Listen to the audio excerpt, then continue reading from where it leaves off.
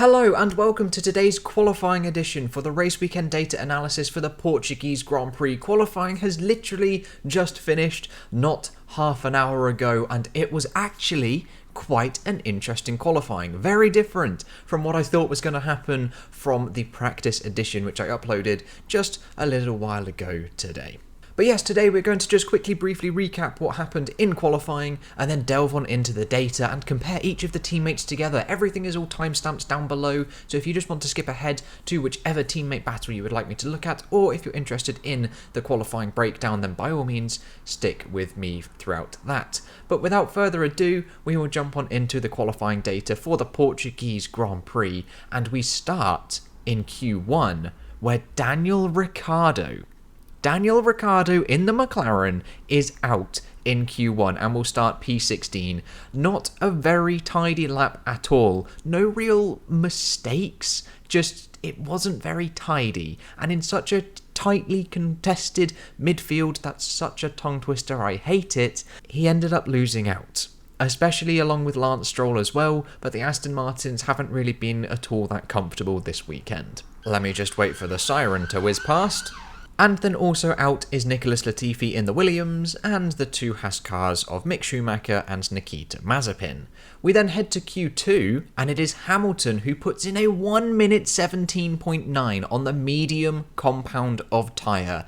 A blisteringly fast lap time, 0.5 of a second faster than Valtteri Bottas, also on the medium tyre. Lando Norris P3 on the softs. Esteban Ocon in P4, also on the softs. Max Verstappen and Sergio Perez both on the medium compounds of tyre, P5 and P8. And then the two Ferraris, I think, off the top of my head, are on the softs. Maybe some of them are on the mediums, I can't remember, but they are P6 and P7 and through. And also through is Sebastian Vettel in P9. The first time he has made it into Q3 since Silverstone 2019, 2020, I think. Something like that. Some ages and ages of races ago. And also Pierre Gasly has made it through, with Russell just by 0.5 of a second being knocked out in Q2. This man cannot catch a break. He cannot get into the top part of qualifying in that Williams. He puts in such amazing performances, but we'll take a look at the data just a little bit later on in today's edition. Then comes Giovinazzi P12, a mega qualifying from him, and Alonso, damn. That's really unfortunate. Seeing Esteban Ocon having an 18.5 and knowing he can do an 18.7 like he did in practice, however it was deleted at the end, that is a little bit gutting, and I did expect a little bit more from Fernando Alonso. But then we head on into Q3, and it is Valtteri Bottas who takes pole position by 0.07 of a second from Lewis Hamilton. Both drivers setting their fastest lap times on the soft compound of tyre. Max Verstappen, though, making a tiny mistake going into turn 4, going wide, getting his lap time deleted. A lap time which, with that mistake, was an 18.2. Also on the soft compound of tyre. He was gutted. Then having to go back out again on his second run, he just couldn't put the lap together. And he ended up P3, 0.4 down from the pole man. Mercedes ended up going back out on the medium tyre to try and do a preparing lap and then a push lap on the medium compound of tyre, but neither driver improved. Sergio Perez P4, Carlos Sainz P5, that is incredible. And then Esteban Ocon ahead of Lando Norris, Charles Leclerc, Pierre Gasly and Sebastian Vettel P10.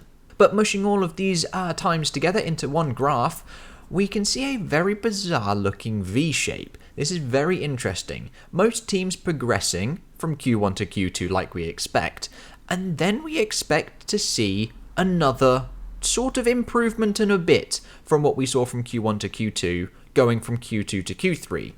However, we don't. We see them reverting almost back to their Q1 times. Now, this is a very bizarre sort of trend which only really affiliates itself with Portugal. This happened in the last year when we went there as well, and it's a bit bizarre. It's very bizarre. But putting the two teammates together and taking each team's fastest lap times and working out the differences between each session, we can determine that the most improved team from Q1 to Q2 all the way at the bottom there is actually Mercedes by 7/10 of a second, going from Q1 to Q2, with Alfa Romeo only gaining 2/10 between the two sessions. And then conversely from Q2 to Q3, at the bottom there, every single team lost time.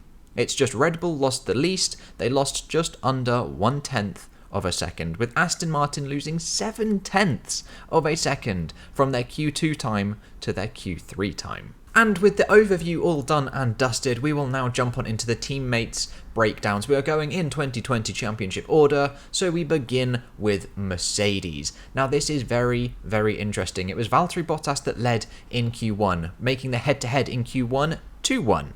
And then in Q2 it is 3-0 towards Lewis Hamilton with a stonking half a second gap between the two drivers. And then for the first time this season, Valtteri Bottas outqualified Lewis, and it is now 2-1 in terms of the overall head-to-head. But looking at the averages for Q1, Valtteri Bottas was about a tenth, just over a tenth of a second faster than Hamilton in Q1, which is a little bit slower, a hundredth of a second slower than his season average so far.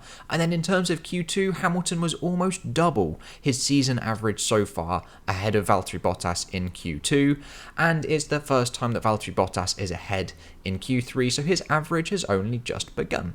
And interestingly, both Mercedes cars are following the same positional trend in Q2, it's just Lewis Hamilton was always a little bit further ahead of Valtteri Bottas. And then from Mercedes, we take a brief look at Red Bull. And interestingly, Sergio Perez actually had the upper hand in Q1, and it is now 2-1 in terms of the head-to-head in every single session. But turning our attentions to the gaps charts actually, so it is the first time that Sergio Perez was ahead of Max Verstappen in qualifying, being a tenth and a half up on the Dutchman.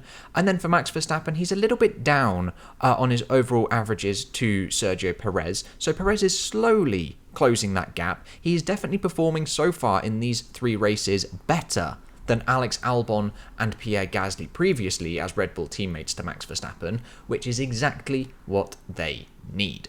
And then from Red Bull, we take a brief look at McLaren, and very, very unfortunately for Daniel Ricciardo, he is out in Q1 in McLaren, a team which could have easily got both cars into Q3. It was just a scruffy lap. There wasn't really any big mistakes or anything like that. It just wasn't a tidy lap. And the gap in Q1 between the two cars was just over 1 second, and that is about 2/10 faster than Lando Norris's average over Daniel Ricciardo in Q1. Although if we take a look at Q3, Lando Norris is actually extremely consistent, being P7 in every race so far, and Daniel Ricciardo actually P6. Obviously apart from Portugal, as he is out in Q1. But moving from McLaren, we take a look at Aston Martin, and boy, oh boy, did Sebastian Vettel put in a decent performance. The first time out-qualifying Lance Stroll in this season, who was actually knocked out in Q1 in a similar manner to Daniel Ricciardo. And the gap, just over half a second between them in Q1, which again is about 2/10 faster than Sebastian Vettel's Q1 average advantage so far this season. So a mega performance from the German, making it all the way to Q3. That is just brilliant. And interestingly, the Aston Martins have only qualified as high as P10 so far this season.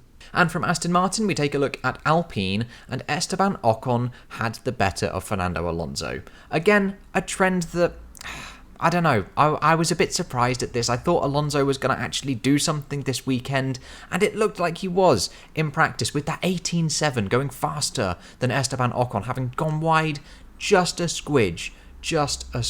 But unfortunately he couldn't put anything close to that together once again. I think a 19.4 was his best time overall. And heading back to the panel at the moment, it's 2-1 in terms of the head-to-head in favour of Esteban Ocon in every single session. And looking at the average gaps, it is 6/10 in favour of Esteban Ocon for the Portuguese Grand Prix, which is a tenth quicker than his season average so far. 8/10 the gap in Q2 in favour of Ocon, which again is 2/10 faster than his season's average, so Ocon seems to be getting faster and Alonso slower. And then from Alpine we take a brief look at Ferrari, and they are very close. And for the first time this season, it was Carlos Sainz who came out on top. This was very interesting. However, neither driver has led each other in every single session so far this season. At least at one point, one driver has always been ahead of the other. But unfortunately, as there are so few races so far in my database, the averages, we can't really read too much into them just yet in terms of Ferrari. However, Charles Leclerc was 0.04 of a second faster in Q2, which was about a tenth and a half slower than his average so far this season. But as for the Q3 and the Q1 averages, there isn't quite enough data really just yet to put together an opinion. And then from Ferrari, we take a look at AlphaTauri. And once again, it is Gasly ahead of Tsunoda. Tsunoda only leading one session so far this season, and that is one session in Q1. Everything else has been in favour of Gasly, but again, that is hardly surprising. And taking a look at the Q2 gaps, it was 0.4 in favour of Gasly to Tsunoda, which is about a tenth slower actually than his season's average so far, which is quite interesting. That's quite interesting to know that his season's average is a little bit quicker. So Tsunoda was going faster this Grand Prix, which shows that he is closing that gap. Only just, but he's closing that gap. And from AlphaTauri, we take a look at Alfa Romeo. And interestingly, both drivers go in sort of opposite directions in terms of improvements and not improvements. Kimi Räikkönen getting slower from Q1 to Q2, and Giovinazzi getting faster from Q1 to Q2. And in terms of the gaps, it's almost sort of backwards as well. In Q1, there was a 0.3 advantage in favour of Giovinazzi compared to his season's average of 0.4. And then in Q2, it was 0.6 in favour of Giovinazzi to a season's average of 5.5. So again, sort of backwards, much like their progression so far. We'll have to see what they can do from 12th and 15th on the grid tomorrow. It could be an interesting race, and points could be on the board. And then penultimately, for the qualifying edition of the race weekend data analysis for the Portuguese Grand Prix, we take a look at Haas. And again, unfortunately, as they don't really get through to Q2 very often, these panels look a little bit sparse. And it is 3-0 so far in the qualifying head-to-head in favour of Mick Schumacher over Nikita Mazepin, with the gap actually being a little bit lower than the season's average so far. 4.5 was the gap in Portugal to a 0.6 season average so far. And then finally, from Haas, we take a look at Williams, and my oh my was George Russell oh so very close to getting into Q3, just 0.5 in it. But taking a brief look at the averages where they were both in the same session, George Russell was almost 0.5 seconds faster in Q1, which is just a touch slower, about 0.5 slower than his season's average so far, and that is all the data that we can take a look at. And there we go, there is the qualifying edition of the race weekend data analysis for the Portuguese Grand Prix, all done and dusted. Let me know what you thought of today's qualifying edition and what you think of Valtteri Bottas being on pole for the first time since the Sakhir Grand Prix. What's that going to do to his morale? What is Lewis Hamilton going to be thinking as well? And more crucially, how gutted is Max Verstappen going to be feeling? But that's all I've got for you today, guys. I hope you have enjoyed, and I will catch you in the next episode with whatever and whenever I decide to make it. I'll see you guys then.